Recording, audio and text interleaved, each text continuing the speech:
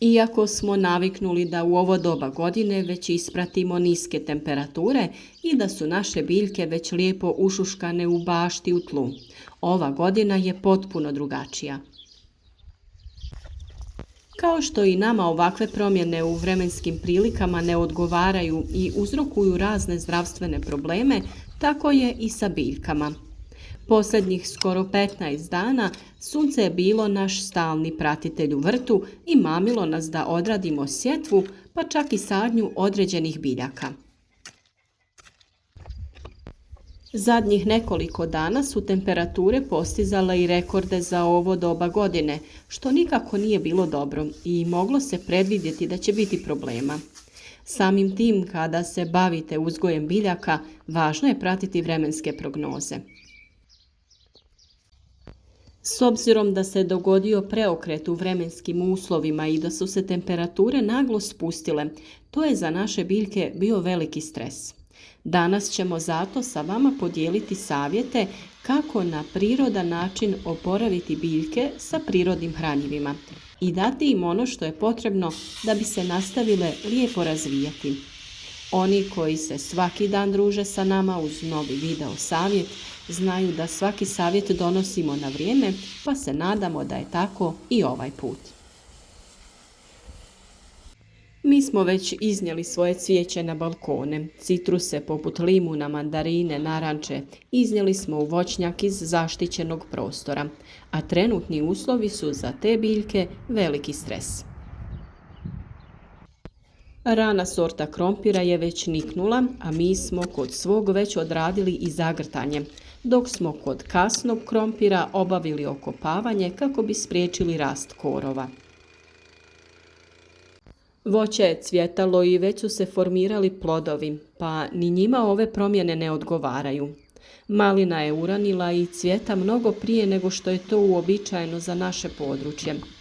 Temperatura kod nas nije išla ispod 2 stepena Celzijusa, mada se stvorio i tanki snježni pokrivač, a u mnogim dijelovima je bilo i mraza i temperatura u minusima. Kada čujemo sve ovo, znamo da smo mi na redu da biljke oporavimo i spasimo što se može, a može se i mora, kako bi sačuvali naše biljke i pomogli im u oporavku. Mlado korijenje biljaka je osjetljivo i treba ga ojačati, kao i dati poticaj ostatku biljke da napreduje, a korijen je naravno glavni za usvajanje hranjiva iz tla, pa mora biti jak. Drugi način jačanja biljaka je svakako prskanje preko lista, jer tako hranjiva brže dospijevaju u cijelu biljku i ravnomjerno se raspoređuju. Prirodni preparati su uvijek najbolja opcija i trenutno ih u prirodi ima u izobilju. Neizostavni saveznik u vrtu inače, a posebno u ovakvim situacijama, naravno je kopriva. Ona ne samo da je jako zdrava u jačanju ljudskog organizma ukoliko se koristi u ishrani, nego je najbolja prihrana i zaštita naših biljaka. Kopriva je biljka koja se koristi za izradu đubriva, izradu pripravaka za zaštitu biljaka, ali može da se koristi i kao stimulator rasta. Dovoljno je uzeti manju šaku osušene koprive i potopiti u 1 litru vode. Potopljena kopriva se tako ostavi 10 dana, a dobiveni rastvor se razredi sa vodom u odnosu 1:3. Ovaj rastvor će osigurati brz rast mladih biljaka i povećati otpornost prema bolestima i štetočinama kao što su zelene lisne uši. Drugi već svima poznati recept je da kilogram svježih listova potopite u 10 litara vode. Neka stoji 15 dana. Procijedite i razrijedite u omjeru 1:10. Sa tim rastvorom redovno zalijevajte biljke. Vrlo je važno u ovakvim situacijama biljke prihraniti folijarno kada se ukaže prilika. To znači prskati ih preko lista. Na isti način pripremite koprivu, ali ovaj put razrijedite u omjeru 1:50 te prskajte vaše biljke. O tome kako se kopriva koristi kao hranjivo i insekticid imate poseban video na našem kanalu, pa pogledajte detaljne upute kako se priprema i koji omjer se koristi. Vrlo je važno da se pravilno koristi jer prevelike ili prejake količine mogu naštetiti biljkama. Ukoliko redovno pratite naše savjete, vjerujem da je već imate spremnu i da će vam odlično pomoći u ovim situacijama. Prije nekoliko dana smo sa vama podijelili i video o tome kako se pokošena trava sa još nekim sastojcima može upotrijebiti kao idealno hranjivo koje će u ovim prilikama pokazati svoju učinkovitost. Pokošena trava i drugi ostaci biljaka, pepeo, ljuske od jaja i još neki sastojci odlično će pomoći u oporavku biljaka. Ovakvo hranjivo redovno možete imati u blizini vašeg vrta, a ostatke nakon cijeđanja ostavljate u kompost. Koprivu i travu u ovako pripremljenim hranjivima najbolje je koristiti folijarno, to jest za prskanje biljaka po listu.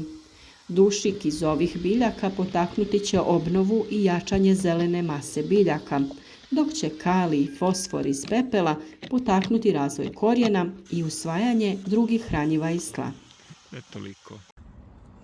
Odlična prihrana nakon sadnje i tokom cijele vegetacije je otopina od kvasca. Jednostavno se priprema tako što rastopite 50 grama kvasca i kašikicu šećera u 1 litri vode. To se ostavi sat vremena da se aktivira. Nakon toga razrijedite sa dodatnih 50 litara vode.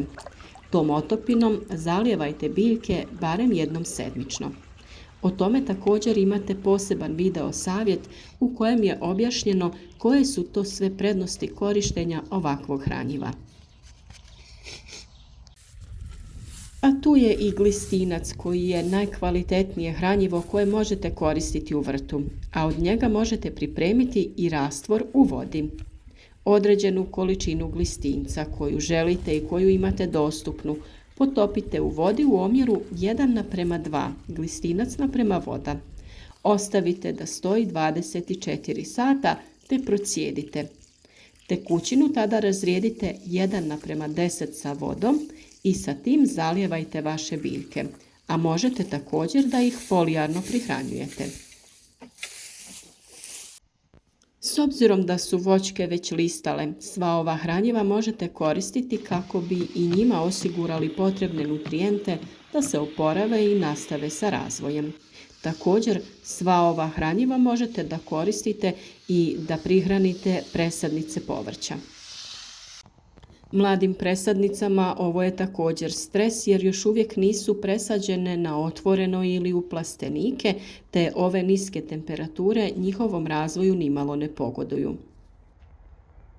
Naravno da sa ovim biostimulatorima možete da prskate sve biljke koje već imate i koje lijepo napreduju u vašem vrtu, poput graška, crvenog i bijelog luka, krompira i sličnih.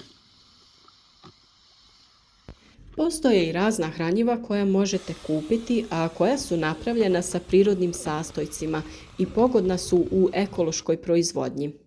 Hranjiva koja se koriste za ovu namjenu sadrže u sebi aminokiseline, ali i određenu koncentraciju NPK minerala koji su bitni za biljku.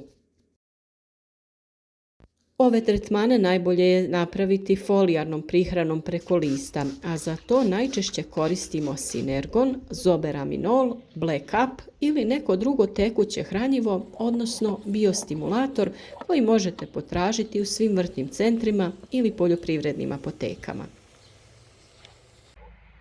U svakom slučaju, bilo koje hranjivo da vam je dostupno, oštećene biljke trebamo prihraniti da bi se lakše i brže oporavile. Najbolje bi bilo da se ovakvi biostimulatori koriste čak nekoliko dana prije hladnog perioda, pa vjerujem da su svi koji prate naše savjete redovno biljkama već dali sve što im je potrebno da izdrže ovaj period niskih temperatura. Black Up je organski proizvod namijenjen poboljšanju rasta i ishrane biljaka. Sadrži visoko učinkovite i asimilirajuće huminske tvari. On poboljšava strukturu tla, pogoduje apsorpciji hranjivih tvari, povećava sposobnost zadržavanja vode, prozračnost tla, omogućuje ispiranje soli i nudi nenadmašne uslove za uzgoj. Sadrži kalij koji je neophodan za prijenos šećera i stvaranje škroba i dopušteno je korištenje u ekološkoj poljoprivredi. Sinergon je također organsko tekuće gnojivo namijenjeno folijarnoj prihrani kod biljaka koje su podložne fiziološkom i ambijentalnom stresu. Organska komponenta unosi dušiku u visoko primjenjivom obliku koji omogućava poboljšavanje fizioloških i proizvodnih mehanizama uzgajane biljke. Na ovaj način biljke gnojene sinergonom su otpornije, aktivnije, vitalnije i produktivnije. Azoberaminol je formulacija visoke koncentracije za primjenu putem korijena i lista. Sadrži visoku koncentraciju slobodnih L-aminokiselina koje djeluju stimulirajuće na razvoj biljaka. Pruža makronutrijente koji osiguravaju pravilnu prehranu i biostimulaciju biljaka. U ovakvim situacijama i ovakvim uslovima sve što je potrebno vašim biljkama jeste hranjivo i stabilizacija temperature. Važno je da nisu prevelike razlike između dnevne i noćne temperature, a ove niže vrijednosti dnevnih temperatura između 15 i 20 stepeni su i onako odgovarajuće za ovo doba godine, pa to nije nešto previše strašno. Za biljke su također bile štetne one previsoke temperature oko 30 stepeni. Ono na što također u narednom periodu moramo obratiti pažnju jeste zaštita biljaka od štetnika i bolesti. O tome ćemo posebno govoriti. Ukoliko krećete sa sadnjom ovih dana, pogledajte naše video savjete o pripremi tla i prirodnim hranjivima koja dodajemo kako bi ojačali biljke i osigurali im dobar početni rast, zaštitu od štetnika i bolesti.